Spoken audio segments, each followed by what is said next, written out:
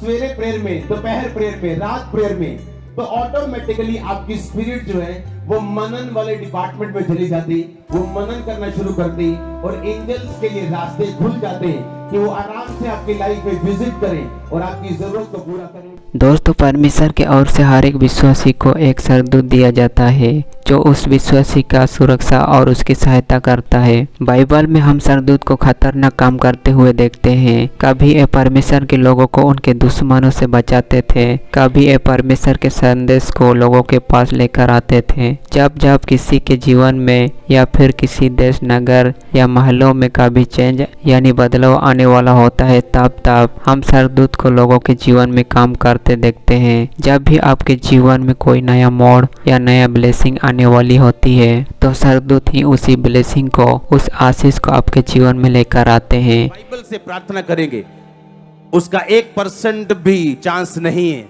कि वो फेल हो। वो अपने वचन को भूलता नहीं। उसने अपने नाम से अधिक महत्व किसको दिया? अपने वचन को।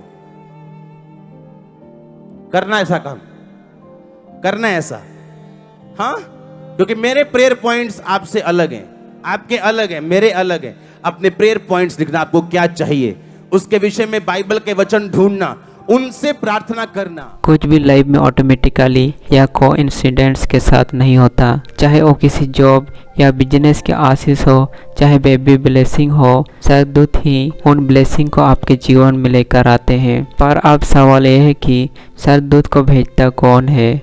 कौन सरदूत को काम में लगाता है? क्या हम सरदूत को काम पर लगा सकते हैं? भजन संहिता 34 अध्याय 7 आयत में यहाँ पर लिखा है कि यहोवा के डरोए के चारों और उसका दूत छावनी किए हुए उनको बचाता है। इसका मतलब है कि अगर आप परमेश्वर के डर में जीते हैं तो परमेश्वर के सरदूत आपको हमेशा घेरे रहते हैं।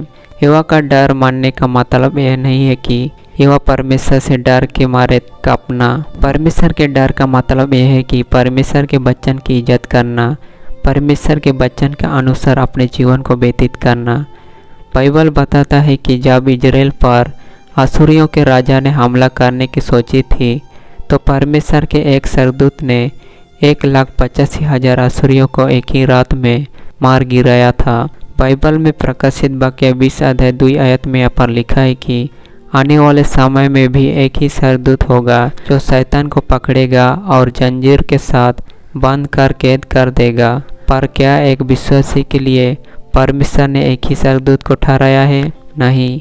अगर एक सरदूत आपका कोई काम नहीं कर पाएगा तो दूसरा आएगा, फिर तीसरा, और जब तक आपका काम पूरा ना होता तब तक सरदूत चैन से नहीं बैठते। आप खुशखबरी यह है कि परमेश्वर के सरदूत कभी भी हारते नहीं है, वे हमेशा जयवंत होते हैं। पर अभी बुरी खबर यह है कि लोगों को सरदूत से काम करवाना नहीं आता। बाइबल बताता है कि जो लोग मसीह में हैं उन सबों को एक गार्डियन एंजल, एक सरदूत दिया जाता है जो हमेशा उनके साथ रहता है। इब्रानी 1 अध्याय 14 आयत में यहाँ पर लिखा है कि क्या वे सब सेवा टहल करने वाली आत्माएं नहीं जो उधार पाने वाले के लिए सेवा करने को भेजी जाती है। सरदूत दास, सेवक, सर्वेंट बनकर परमेश्वर के लोगों की सेवा करते हैं और इस तरह सरदूत परमेश्वर के लोगों के लिए बहुत से काम करते हैं। कई बार लोगों की प्रार्थनाओं का उत्तर लेकर आते हैं। जब पतरस जेल में बंद था तो कलीसिया ने पतरस के लिए प्रार्थना की और उनकी प्रार्थना के कारण ही सरदूत ने पतरस को जेल में से छुड़ाया। दानियेल की पुस्तक में हम देखते हैं कि सरदूत दानियेल को बड़े साफ शब्द से बताता है कि और सरदूत दानियेल की फास्टिंग और उसकी प्रार्थना के कारण ही उसके पास आया था। दानियेल 10 अध्याय 12 आयत में यहाँ पर लिखा है, फिर उसने मुझसे कहा, हे दानियेल मत डर, क्योंकि पहले ही दिन को जब तूने समझने बूझने के लिए मन लगाया और अपने परमेश्वर के सामने अपने आप को दीन किया, उसी दिन तेरे वचन सुने गए और मैं तेरे वचन के कारण आ गया हूँ। सरदूत ने दानियेल को बताया कि वो दानियेल के वचनों ही कारण आया है। प्रार्थना के दौरान आपके मुंह से बोले गए शब्द ही सरदूत को काम पर लगाते हैं।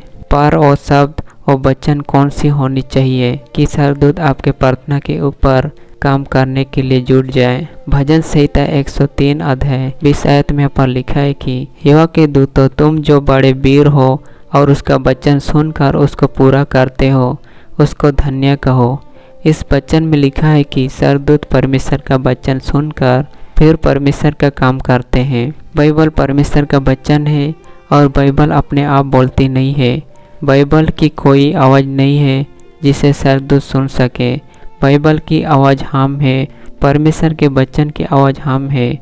और इसलिए जब तक हम परमेश्वर के वचन को अपने मुंह से बोलेंगे नहीं, जब तक हम परमेश्वर के वचन को कोई आवाज़ नहीं देंगे, तब तक हमारे जीवन में स्वर्गदूत परमेश्वर के काम नहीं कर पाएंगे। अब परमेश्वर ने अपने वचन में हमारी आशीष के लिए वचन तो लिखे हैं, पर हमें उन वचन को बोलना है। स्वर्गदूत इंसान का कहना नहीं मानते हैं और सिर्फ परमेश्वर का वचन मानते हैं।